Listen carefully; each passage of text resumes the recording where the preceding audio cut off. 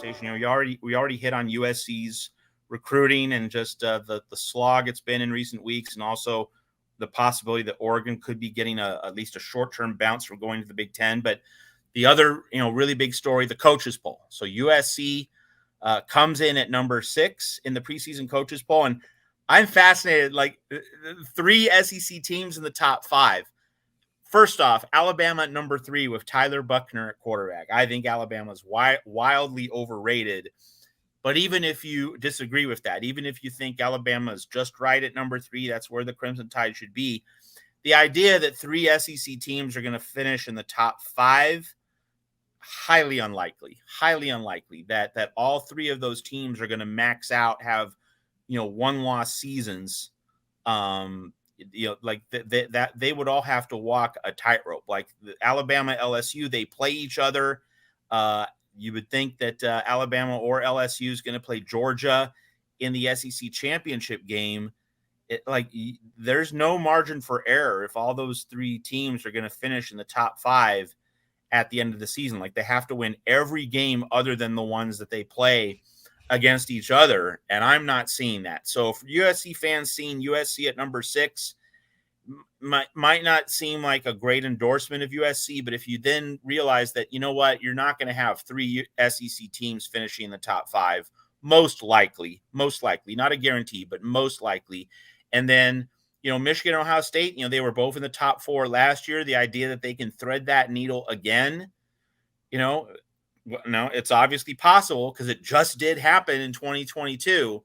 But the idea that it's going to happen 2 straight years and that Ohio State's going to really be able to figure everything out with CJ Stroud gone, to the extent that, it will lose only 1 game, which it would have to do if it's going to finish in the top 4 and return to the playoff. I'm not liking those odds for Ohio State. So really, if USC does finish ahead of everyone it's predicted to finish ahead of in the coaches poll, so Penn State and everyone on down, Clemson, Tennessee, and then, of course, obviously Washington, Utah, Oregon. If USC finishes ahead of all those teams 7 or lower, Trojans are probably going to make the playoff, because I don't think you're going to have 3 SEC teams finishing ahead of the Trojans, and you're probably not going to have Michigan and Ohio State going back-to-back years being in the top 4, being in the playoff.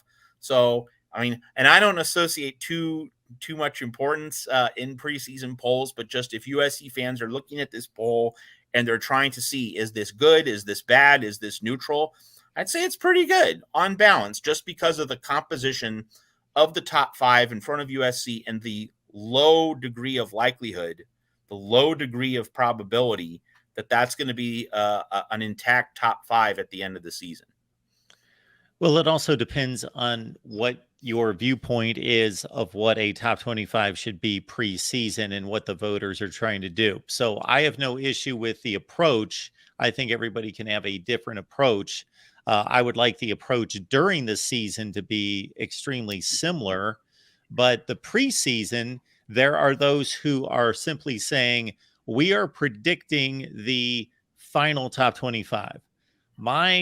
There are particular people doing something close to what you are outlining there, that are saying, I'm looking at how good the teams are, but I'm also looking at the schedules and determining these are the 25 teams that I believe will be placed 1 through 25 at the conclusion of the season.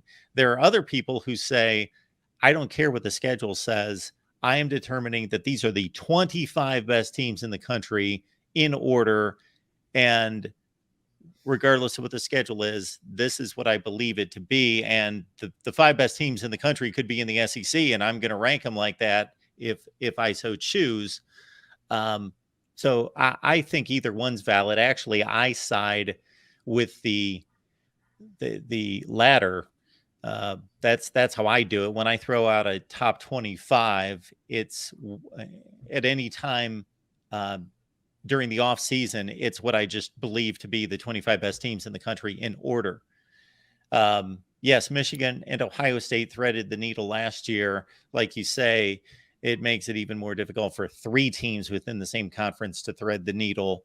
And to a further extent, Michigan, Ohio State, and Penn State would have to thread the needle and only lose games to one another for those three to finish in the top 7 in a similar way.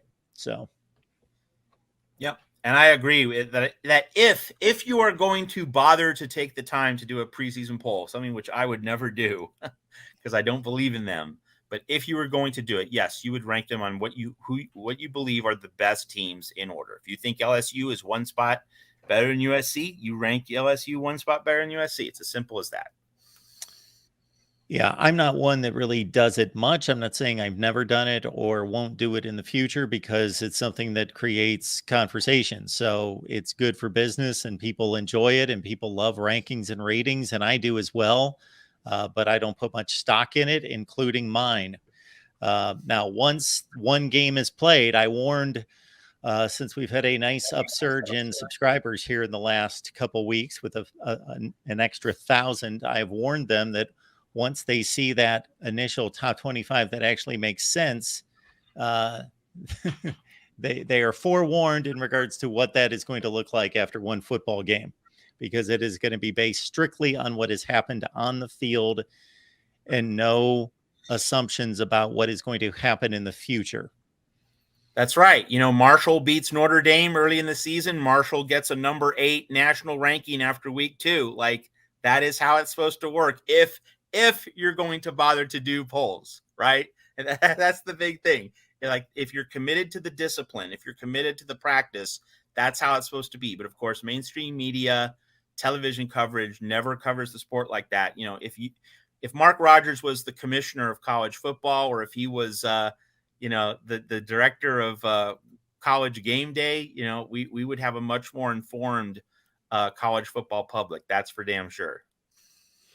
Well, I appreciate that. And Ohio State and Michigan fans, be forewarned, because I know that both of those teams play 3 cream puffs out of the gate. Now, Ohio State does jump in against Notre Dame on the final weekend of September, but Michigan goes from 3 cream puffs out of conference right into a Rutgers Big Ten opener. So you will have undefeated records most likely, but be ranked.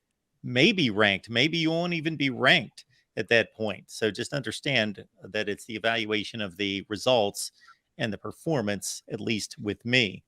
I have been salivating, Matt, to get to this comment just because I think it's so ludicrous and sometimes I enjoy these. Nick, thank you so much for the contribution. We do appreciate that. And thank you for being here. Is USC looking forward at joining Michigan in the Big Ten to show on a yearly basis how flaccid Ohio State is in the trenches? I think they should. USC is easily a more respectable brand than Ohio State. Just clarifying here, Nick, are we talking about the Ohio State that has more conference championships, national championships, better winning percentage, more bowl victories, more major bowl victories, Rose Bowl victories, more NFL draft picks, first round draft picks, Heisman Trophy winners, and major award winners in the last 50 years than Michigan? I'm just clarifying that. Is that the Ohio State? When you say OSU, just okay, you did say Ohio State. Got it. All right. Just checking. USC is interested in winning the Big Ten. USC is interested in winning national championships. That's what USC is interested in. In terms of, is USC a more respectable brand than Ohio State? Like, what does respectable mean? I would only say that, I think when people try to characterize USC football and assess USC's place in the larger national pecking order, the larger national conversation, I think this is a point where USC fans and most college football fans, even those who hate USC, don't want to see USC succeed. I think even USC's fiercest critics, the people who want to see USC fail, the thing that they will acknowledge about USC is that when the program is really rocking and rolling, when USC figures it out, when USC cracks the code, gets the secret sauce, whatever image or metaphor you want to find, then USC rockets to the very top of the sport. We saw it under Pete Carroll, saw it under John McKay, saw it in the late 1970s under John Robinson. Now, of course, when USC hasn't had the right coach, that program really suffers. And Ohio State has really been the benchmark for, relentless annual, decade by decade consistency. Ohio State has not had the deep dips that USC has had, but when USC really figures it out and gets it right, the Trojans are at the very top of the sport. They're a program no one wants to deal with, and that in many ways is what the 2023 season is about.